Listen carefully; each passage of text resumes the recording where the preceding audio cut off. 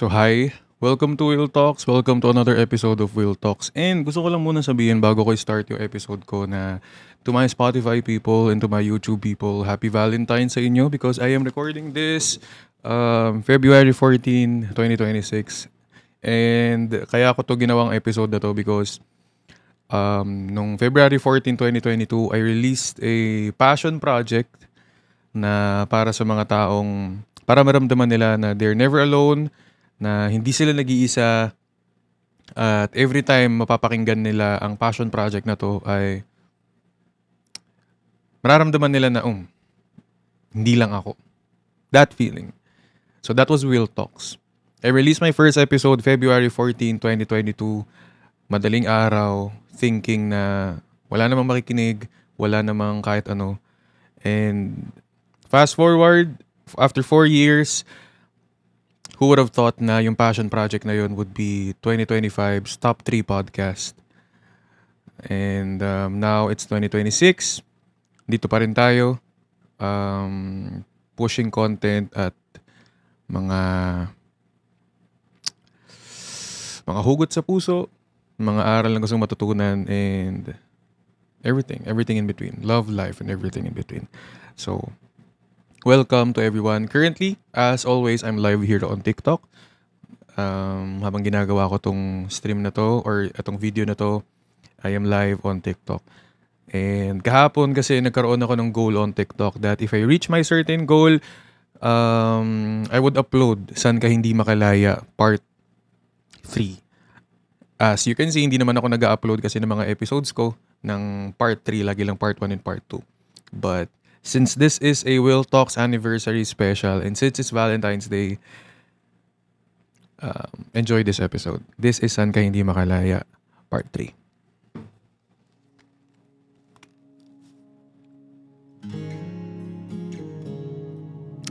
So TikTok peeps, welcome to the stream. Sana ma-enjoy nyo tong episode na to. 2025 last year was yun yung pinaka-streamed episode ng Will Talks. With over 1 million plays. San Ka Hindi Makalaya. Episode 25 was over 1 million plays. Thanks, John. And then yung part 2 ng San Ka Hindi Makalaya, it's almost 700,000 plays na. Hindi ko alam kung paano tong San Ka Hindi Makalaya part 3, kung paano siya. But this is gonna be uploaded on Spotify and YouTube. And panigurado rin naman na this year, there are still people na hindi pa nakakalaya sa kung anumang multo nila nung nakaraan.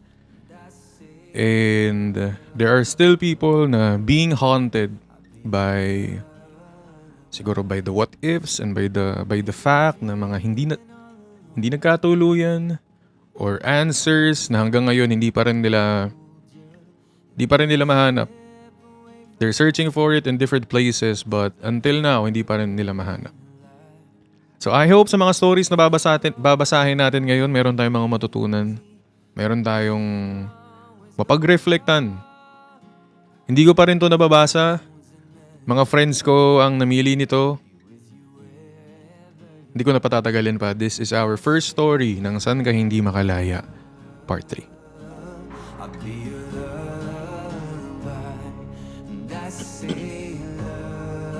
So sabi dito, hi Kuya Will. Hindi ako makalaya dahil isang taong hindi ko naman naging jowa ang hindi ko pa rin malimutan. 1 year ago, may nakilala ako sa dating app. Kakabreak lang namin ng ex ko noon. Healthy relationship naman kami kaya hindi ko in-expect na matatapos. Biglaan. Hindi ako handa. At dahil hindi ko alam paano i-process yung sakit, naghanap ako ng distraction. Dating app. Akala ko pampalipas oras lang. Akala ko makakatulong para makalimot. Hindi ko alam na doon ko pala makikilala ang magiging multo ko. Sa dami ng nakamatch ko, may isang girl na nag-stand out. WLW ito, kuya. Girl to girl. Siya yung unang nagbigay ng assurance na hindi niya ako i-ghost. Lumipat kami sa Instagram, tapos sa iMessage, at habang tumatagal, siya na lang yung kausap ko.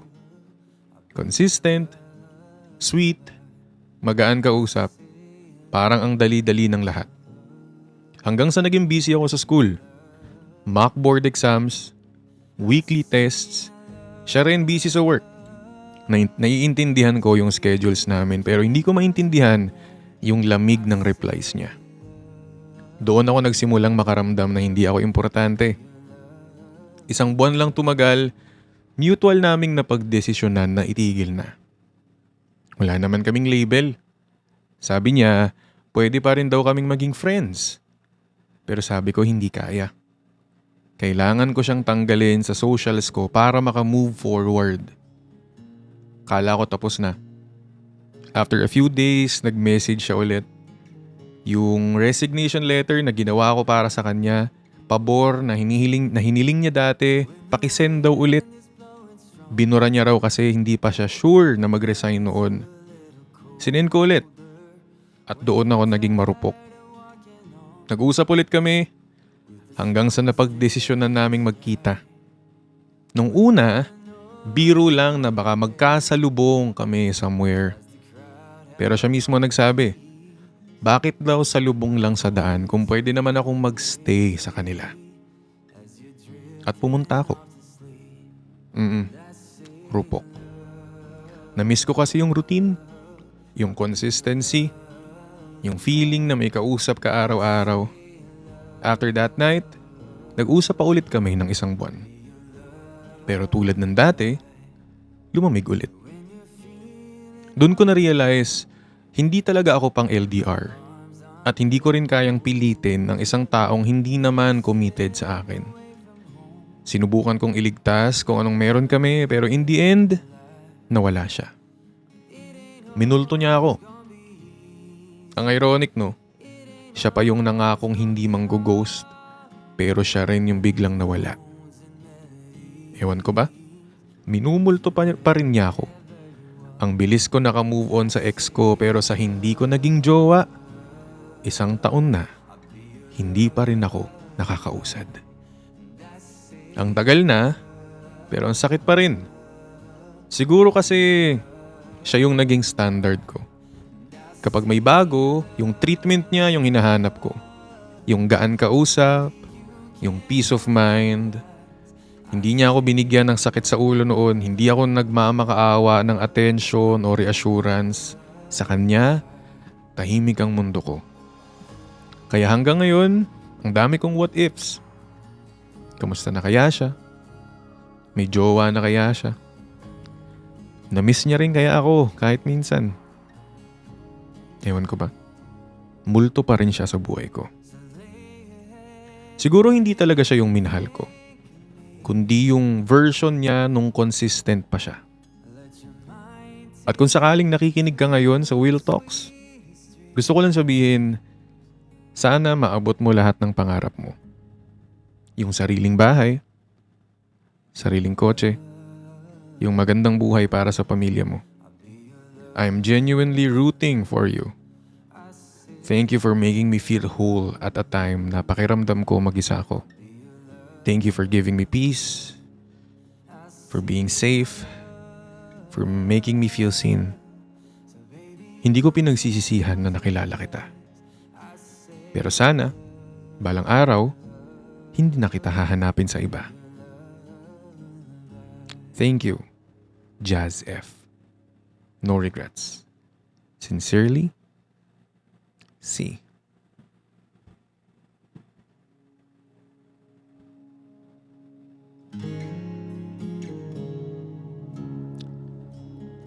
No regrets.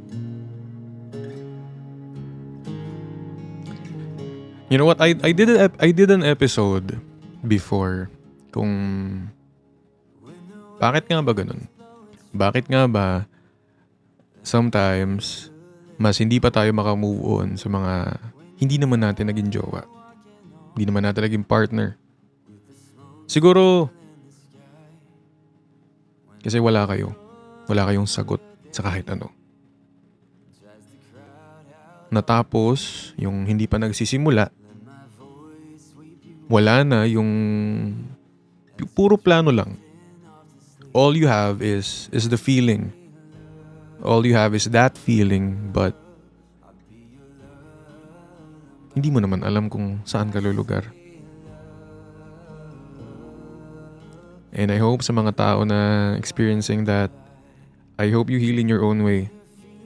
And sana by healing, sana huwag kayong gumamit at manakit ng ibang tao para lang kayo ay maghilom.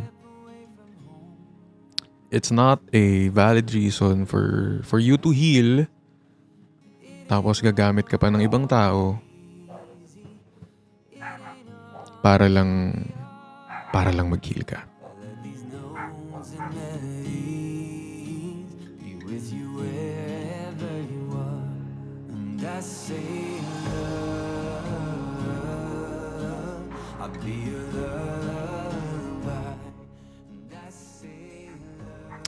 So next, our next story we have. Saan nga ba ako hindi makalaya? Last March, I met a guy sa isang bar. Nothing serious. Light flirting lang. Exchanged Instagrams. Then we went our separate ways. Akala ko he'd be just another night. Another face I'd forget the next day. But he wasn't. After that night, halos walang usap. On and off lang. Until 4 days later, bigla ko siyang naalala. I messaged him, hindi ko rin alam bakit. Sakto, may sakit daw siya. Kuya, hindi ko alam kung anong pumasok sa utak ko pero pumunta ako sa place niya that night. Dala ko lang tubig at cool fever. It sounds silly pero it felt right. Parang instinct. Parang I was meant to show up. After that, tuloy-tuloy na. Long conversations, deep ones, hindi pong hindi nyo mamamalayan umaga na pala. We shared the same dreams, mindset, humor, and it felt effortless. Kuya, ang bilis ko siyang minahal. Kasi hindi siya mahirap mahalin. Mas mahirap siyang hindi mahalin. Then one night, he told me about his past. Kaka-break lang nila ng ex niya nung January. Sabi ko sa sarili ko, okay lang, we are taking it slow anyway. Pero hindi pala okay. Kasi habang siya nag-heal pa, ako, unti-unting nahuhulog. He was still carrying trauma, still scared, still unhealed, and even though I saw that, I did not walk away. At the back of my mind, ang nasa isip ko lang, I want to protect him. I even prayed, Lord, please allow me to love this man, even the broken version of him. Pero siya mismo yung nag-push sa akin palayo. One day, he said we needed to stop kasi he was starting to catch feelings and that scared him. He said he didn't want to hurt me but by leaving, he did. That same night, I went to see him again. Nakita kami. Naglakad kami around Espanya. Wala kaming masyadong napag-usapan pero ramdam ko yung takot niya. Yung trauma. Yung walls. And still, all I wanted was to stay. He told me about his dreams. The board exam he's about to take. The life he wants to build. He's leaving for the US soon and LDR was what broke his last relationship. So instead of trying again, he chose to let go. Not because I wasn't enough, but because fear was louder than love. And now, kuya, I'm here. Stuck with the idea of what we could have been if timing was better, if he was healed, if he was brave enough, if love had been enough. Hindi ako makalaya. Hindi lang sa pagmamahal ko sa kanya, kundi sa ideya na hindi niya ako hinayaang mahalin ko siya. Hindi niya ako hinayaang manatili sa tabi niya. Hindi ako makalaya sa thought na ang laki ng potential namin na baka, just maybe, we could have been something real. Pero siguro, May mga taong darating lang para iparamdam sa'yo kung gaano ka kalalim magmahal, hindi para manatili. So, good luck, my future CPA. I will always be rooting for you quietly from afar, and maybe one day, hindi na ako makukulong sa what if. Kasi matututunan ko ring piliin ang taong pipili sa akin.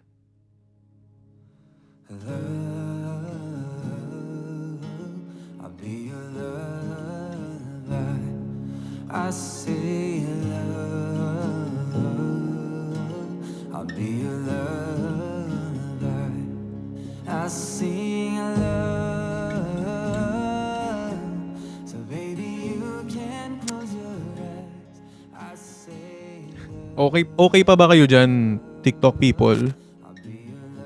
Okay pa ba kayo dyan, TikTok people? By the way guys, for the people who are watching me here on TikTok, this is gonna be uploaded on Spotify and YouTube. Kaya tayo may ganito because last night we hit a goal, and the goal was kapag na-hit yung certain goal na yun ay hahanap tayo ng stories ng Saan Ka Hindi Makalaya. So this is part 3 ng Saan Ka Hindi Makalaya natin. Hirap ng hirap nung line na hindi man lang niya ako hinayaan na mahalin ko siya. Risk. Hindi man lang siya nag-risk. Mas natakot. And hindi rin naman natin masisisi. Wala rin naman tayong dapat sisihin. Sadyang natakot siya. Ikaw ready? Pero siya natakot. Dahil meron din naman siyang rason. At hindi mo naman maaalis sa kanya yon. and my arms aren't there to hold you. And if you stay Anyway, sa mga people who are watching here, on Spotify and YouTube, please comment down anong oras nyo ba ito pinapanood and kailan. So, yun nga, I am recording this February 14, 2026. This is the Will Talks anniversary special ng podcast natin. Saan Ka Hindi Makalaya, part 3. So, our next story says, to answer the question kung masakit ba, kailangan muna nating bumalik sa simula. Sa first love ko, alam mo yung tipo ng pagmamahal na wala namang kami pero buong-buo yung nararamdaman mo? Ganun ako sa kanya. She treated me as a friend.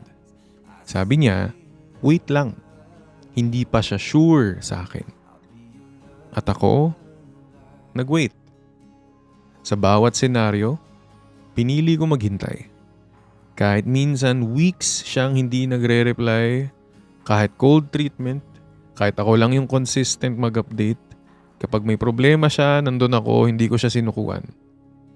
Pero dumating sa point na sinabi niyang tumigil na ako. Cut off na. At dahil ganun siya, once she decides, final. Tinanggap ko. Umiyak ako, sobra, for days, pero after that, nakaya ko. Nakalaya ako. Akala ko tapos na. Pero isang gabi nag-chat siya. Gusto raw niya makipagkita. Closure. At kahit okay na ako, pumayag ako. Kasi kung totoo lang, miss ko pa rin siya. After we talked, she asked me if I wanted to start over and I said yes. Immediately. Risky? Oo. Pero first love ko siya. I was willing to take that risk. Naging masaya ulit kami. Mas madalas mag-usap, mas madalas magkita, parang bumalik sa simula. Pero hindi nagtagal, nagkaroon ng problema. I found myself crying again. Inopen ko, naiintindihan niya pero hindi rin nagbago. At kahit ganun, nagmahal pa rin ako. Hanggang sa napagod. Dumating sa point na alam kong kailangan ko nang piliin yung sarili ko. At ginawa ko. Nakakagulat pero nakalaya ako. For once. Ako ang pinili ko. Pero habang nagdedesisyon akong bumitaw, may nakilala ako. Online. Naglalaro lang kami dati. Tapos naging usap.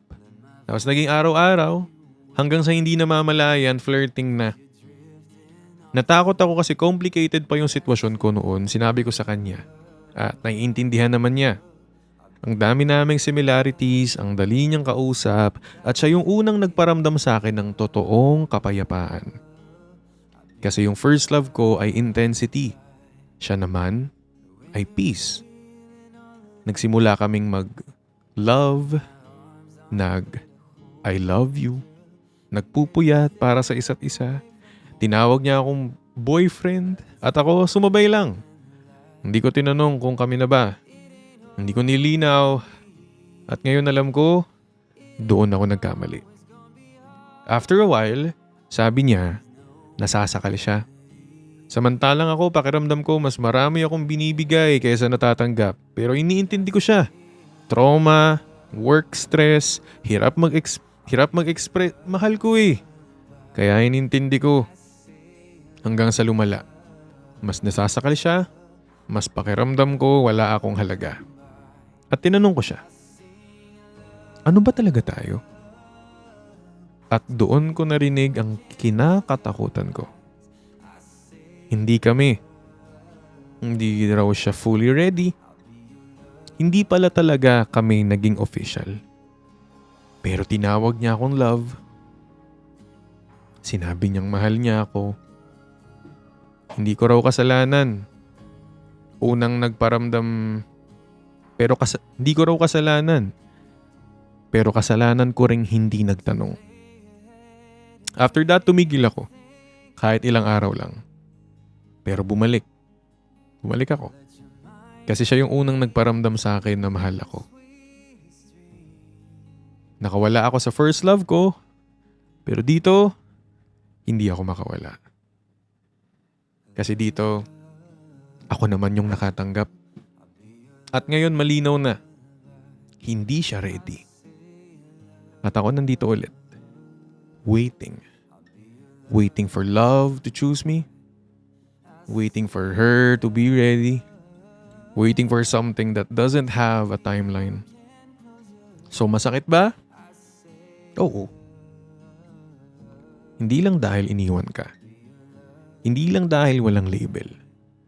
Masakit kasi alam mong kaya mong magmahal ng buo. Pero palagi kang napupunta sa sitwasyong kailangan mong maghintay para piliin. At siguro ang tanong ngayon, hindi na masakit ba? Kundi hanggang kailan ako maghihintay bago ko piliin ang sarili ko ulit. When the wind is blowing strong and the night's a little colder, when you're tired of walking on with the smoke still in the sky, when all the noise from your day tries to By the way, TikTok people, maraming salamat sa mga nagsisend sa atin ng gifts. Hindi ko lang kayo maisa-isa mamaya, but after this live recording, I would check you all out. Maraming salamat sa inyo, and don't forget to share the live stream. This is episode ng San Ka Hindi Makalaya Part 3. Special requested episode. A Will Talks Anniversary Special. So happy Valentine's sa inyong lahat.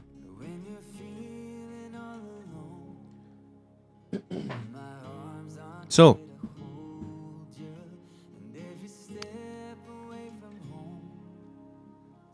next story. San ka hindi makalaya? Hindi ako makalaya sa greatest love ko. We met on December 25, 2023, 9:55 p.m. sa Discord. 2 taong walang kaalam-alam sa isa't isa. Strangers. Nung una ko siyang nakita, ramdam ko agad na may pinagdadaanan siya. Kinausap ko siya. Doon niya inopen up yung past relationship niya, kung paano siya nadurog ng ex niya. That night, pinili ko siyang damayan. Pinakita ko sa kanya kung ano yung worth niya. Hindi namin namalayan, 9:55 PM hanggang 5 AM na pala kami magkausap. At hindi doon natapos. Gabi-gabi, madaling araw na kami natutulog. Hanggang sa ilang araw matapos ang New Year, umamin kami sa isa't isa na gusto namin ang isa't isa. She became my home, my comfort zone, my world, my everything. For months, okay kami. May mga away pero inaayos namin. Communication ang sandalan namin, hindi hiwalayan. And by 2024, masasabi kong healthy ang relationship namin. Pero bigla siyang nagbago. Naging malamig. Madalas akong nakadelivered. Tuwing nag-open up ako, parang mali pa ako. Kapag sinasabi kong uncomfortable ako sa ibang lalaki na kausap niya, nagiging away. Hindi ko naman siya pinagbabawalan. Gusto ko lang. May boundaries. Inintindi ko siya. Sabi ko baka may pinagdadaanan lang. Hanggang February 2025, bago matapos ang buwan na yun, may nakita akong tuluyang dumurog sa puso ko. Hindi pa pala siya healed. Mahal pa niya yung ex niya. At mas masakit, matagal na pala silang nag-uusap. Since April 2024, may ibang account siya na hindi ko alam. Buong tiwala ko nasa kanya. Sabi niya, wala siyang ibang account. Pero meron. Nung kinumpronta ko siya, una niyang itinanggi. Hanggang sa ipinakita ko yung mga ebidensya at doon lang siya umamin na mahal pa niya na ex niya. Na hindi pa siya nakaka-move on. Pakiramdam ko gumuho yung mundo ko. May isang gabi na halos hindi ko kinaya. I was riding my big bike at 170 km/h. Wala akong pakialam sa bilis. Hindi ko na malayang may kasalubong pala akong sasakyan. But somehow, nakaiwas ako. Nakauwi ako. Kinausap ko pa rin siya ng maayos kahit wasak ako. Pinili kong maging kalmado. Binigyan ko pa siya ng chance. And for a while, nagbago siya. Loving, caring, understanding, pero bumalik ulit sa dati. Hanggang sa umamin siya na she fell out of love. At kalaunan, nalaman ko rin yung totoo. Nagkabalikan sila ng ex niya. Kuya, hindi ako makalaya kasi ibinigay ko lahat. Minahal ko siya ng buo kahit may sugat pa siya. Inintindi ko siya kahit ako na yung nasasaktan. Pinaglaban ko kami kahit ako na lang yung lumalaban. Pero habang sinusulat ko to, may isang bagay na malinaw na sa akin. Hindi ako nagkulang. Nagmahal lang ako ng taong hindi pa handang magmahal ulit. At ngayon, hindi na siya ang pipiliin ko. Sarili ko na. I'll be your lullaby.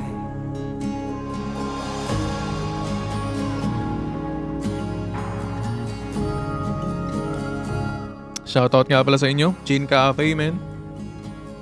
Dirty Horchata.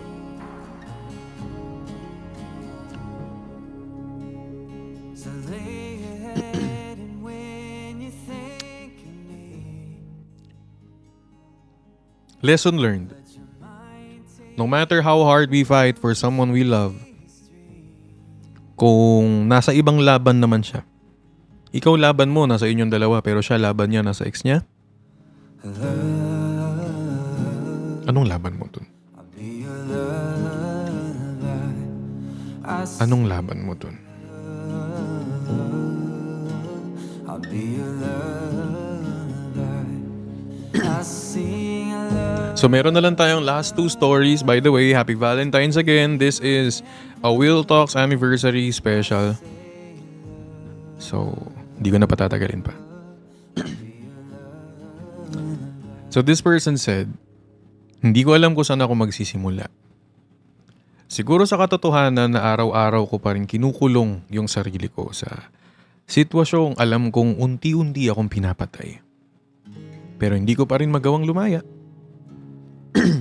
Hindi lang kasi siya ang dahilan kung bakit ako nananatili. Nandito yung mga kaibigan ko. Sila yung naging pamilya ko. Sila yung dahilan kung bakit kahit papaano humihinga pa ako. Kung bakit kahit wasak ako, may konting lakas pa rin para bumangon.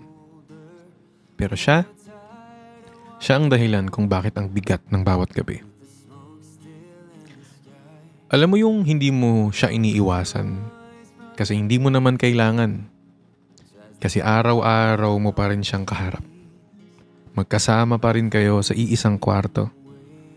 Minsan sa iisang higaan. Wala na kayo, pero humihingi pa rin siya ng yakap, ng halik, ng lambing. At ako, binibigay ko pa rin.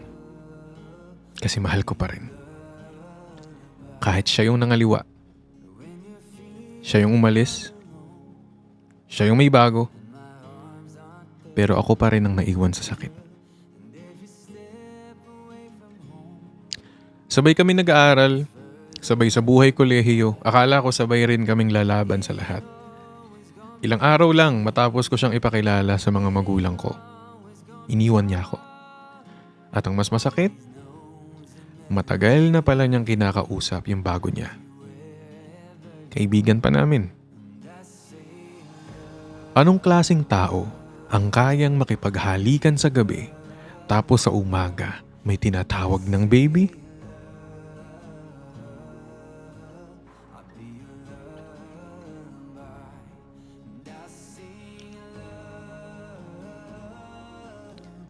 Pause. Teka lang ha. Hindi ko ini-expect ha. Teka lang kayo. Hindi ko in-expect. Teka lang ha. Nagre-record tayo ng episode.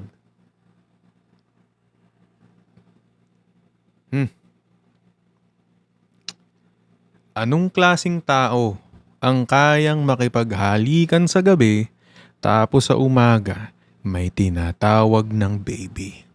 So baby, you can close your eyes. Hindi lang to betrayal. Parang nilunok ko yung pride ko. Tinanggap ko kahit alam kong wala na ako sa puso niya. Tinanggap ko na ginagamit niya na lang ako para may kayakap kapag may sakit siya, kapag inaatake ng anemia, kapag hindi makakain, kapag wala yung bago niya.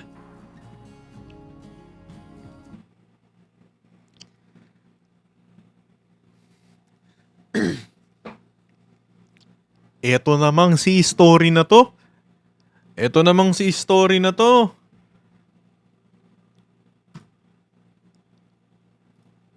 Story number 5. Grabe ka, story number 5. For sure, isa to sa most replayed moment ng episode na to. For sure.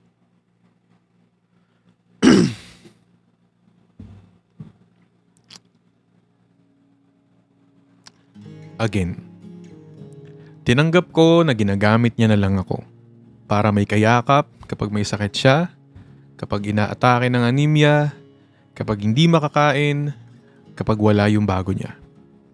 Pero iniisip ba niya kung paano niya ako pinapatay sa tuwing titigil siyang kumain dahil lang gusto niya kausap yung iba?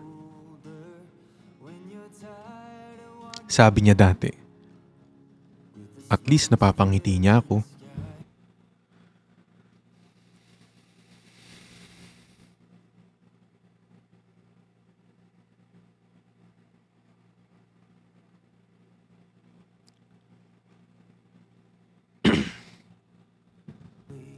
Ako nga nagbigay ng lahat. Pero siya lang pala ang kailangan mong kausap para gumaan ang pakiramdam mo. Sinisi ko pa ang relihiyon.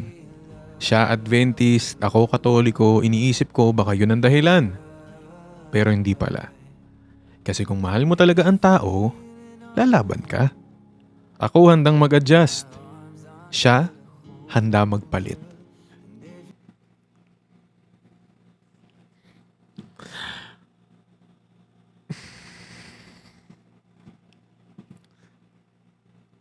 Just...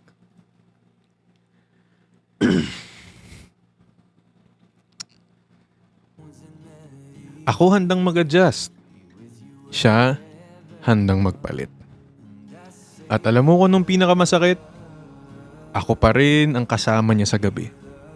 Ginagawa pa rin namin yung mga bagay na pang magkaasintahan. Pero sabi niya, friends na lang tayo. Friends o convenience? Ako ba ang walang konsensya o siya ang walang pakiramdam? Gusto ko nang umalis. Gusto ko nang maghanap ng bagong tirahan, bagong simula, bagong buhay. Pero nandito yung mga kaibigan ko. Sila ang dahilan kung bakit hindi pa ako tuluyang nadudurog. Hanggang kailan ako magpapanggap na okay lang? Dapat ko na bang sabihin ng totoo? Na ako pa rin ang kasama niya gabi-gabi? Na habang may kinikilala siyang iba, ako ang fallback? Minsan tinatanong ko yung sarili ko, ako ba yung kulang? Ako ba ang kulang? Ako ba ang mali? O siya lang talagang hindi marunong magmahal? Hindi ako makalaya kasi siya ang kulungan ko. Pero kung magiging totoo ako rin ang nagbubukas ng pinto. Ako ang pumapayag. Ako ang nagbibigay ng access. Ako ang pader na sinasandalan niya habang pinipili niyang mahalin ng iba. Pero siguro, darating din ang araw na makakawala rin ako. Hindi dahil umalis ka, kundi dahil natutunan ko ng piliin ang sarili ko.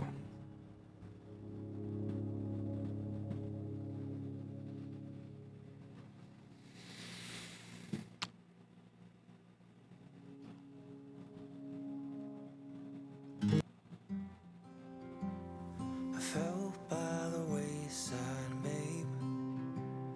Just trying to get out of this place. Can't forget the words you Story number 5, men. Story number 5, men. too fast. Seem to make Hindi ko na patatagalin pa. Hindi ko na kayo bibitinin pa. This is our last story of the night. This has been the Will Talks Anniversary Special. San ka hindi makalaya Part 3. Please enjoy this story. And don't forget to subscribe if you're watching on YouTube. Don't forget to follow if you're listening and watching on Spotify. And don't forget to share this live stream and hit that follow button if you're watching here on TikTok. Road to number 1 ulit on Spotify. So this person said, "Hi kuya, ako si Luna and ito ang kwento ko. Hindi ko alam kung saan ako hindi makalaya. Hanggang ngayon, yan ang tanong ko sa sarili ko. May minahal akong lalaki, tawagin na lang natin siyang PJ. Hindi niya tunay na pangalan pero siya ang isa sa pinakamahalagang tao sa buhay ko. Mapagmahal si PJ, masayahin, yung tipong kahit hindi mo ka-close, babatiin ka niya na may ngiti. Madali siyang mahalin. At ganun ko siya minahal. Nagkaroon kami ng mas malalim na koneksyon dahil nabuntis niya ako. Pero kuya, mabuting tao si PJ. Mahal niya ang baby namin. Handa niya kaming panagutan. Alam kong kaya niya akong panindigan kahit hindi niya ako mahal. Basta para sa anak namin. Pero hindi ko gusto yung ganun. Ayokong piliin niya ako dahil lang sa responsibilidad. Mahal ko siya, kaya pinakawalan ko siya. Dapat nagsasama na kami. Pero ako yung umalis. At doon pumasok sa buhay niya si Rowan. Hindi ako tumutol. Sabi ko, kung saan siya masaya, doon ako. Pinaubaya ko siya. At ngayon, pakiramdam ko, doon ako nagkamali. Isang araw, nabalitaan ko na lang, wala na si PJ. Yung lalaking punong-puno ng buhay, bigla na lang nawala. Mahal niya si Rowan. At nung binalak ni Rowan na makipaghiwalay, hindi niya kinaya. At pinili niyang wakasan ng lahat. Hindi ko gustong marinig ang balitang yun, pero narinig ko mismo sa mama at papa niya. Mama at papa ang tawag ko sa kanila dahil may pinagsamahan kami ni PJ. Kalat na kalat ang balita. Kilala siya sa lugar namin, marami siyang kaibigan at kahit hindi kanya kaibigan, babatiin kanya na may ngiti. Hindi ko na makikita ang masayang PJ. At kuya, sakit. Minsan, iniisip ko, dapat ba pinaglaban ko siya? Dapat ba hindi ko siya pinayagang mapunta sa iba? Kung hindi ko siya pinalaya, masisilayan pa kaya niya ang baby namin? Nung pumunta ako sa burol niya, doon ko lang lubos na naintindihan na wala na talaga siya. Na-cremate siya at parang kalahati ng buhay ko ang nawala. Hindi ko matanggap. Paano ko mapapalaya yung sarili ko? Paano ko tatanggapin na wala na siya? Paano ko haharapin ang guilt na pakiramdam ko may parte ako? Pero ngayon, nagpapakatatag ako para sa baby namin. Siya ang dahilan kung bakit kailangan kong bumangon araw-araw. Gusto kong makilala niyo si PJ sa kwento ko. Isa siyang mapagmahal na anak, kaibigan, kuya, at tao. At kahit masakit ang naging wakas, hinding-hindi ko pagsisisihan na nakilala ko siya. Mahal na mahal ko si PJ. At siguro, habang buhay ko siyang dadalin sa puso ko. Did we say goodbye too soon? And now I still run to you. Didn't see us falling apart. And now we're just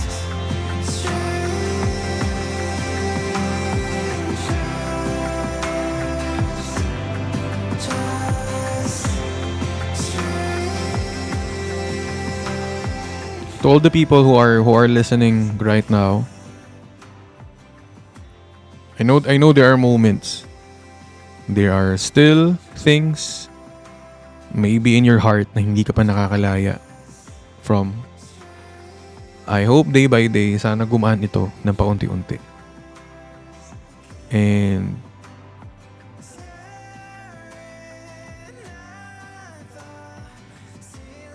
I know it's not easy. But I really hope na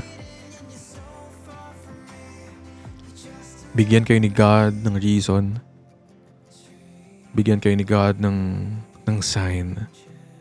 Na clear sign na everything is gonna be okay.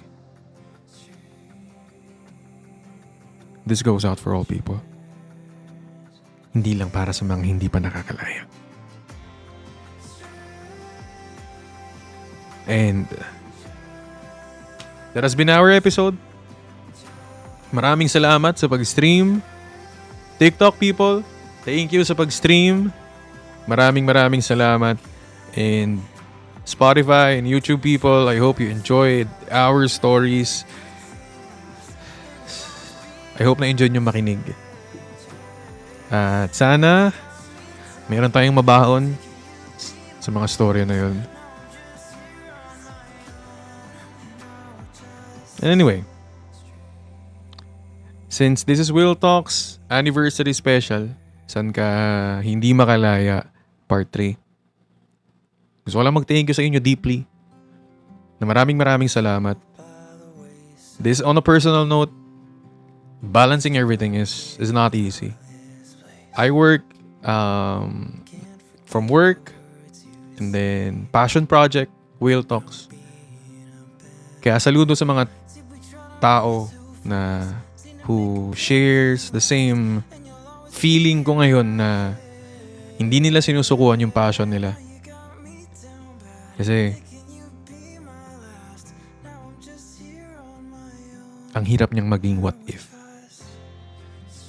So, sa mga tulad ko rin na ginagawa ang lahat para maabot yung mga pangarap nila, kahit busy sila, kahit may mga ginagawa pa sila, don't stop chasing your dreams. No, don't chase your dreams. Don't stop pursuing your dreams. Tuloy mo lang yan. February 14, 2022, I uploaded my first episode on Spotify. Not knowing na mayroong makikinig, not knowing na mayroong community, not knowing kung saan ba pupunta. And that was the decision na hindi ko pinagsisihan. Kasi look at us now. At alam kong may ilalayo pa tayo. So thank you sa inyong lahat. And hi, ako si Will. And this is Will Talks. Love, life, and everything in between. As always, we'll come home. See you on the next episode.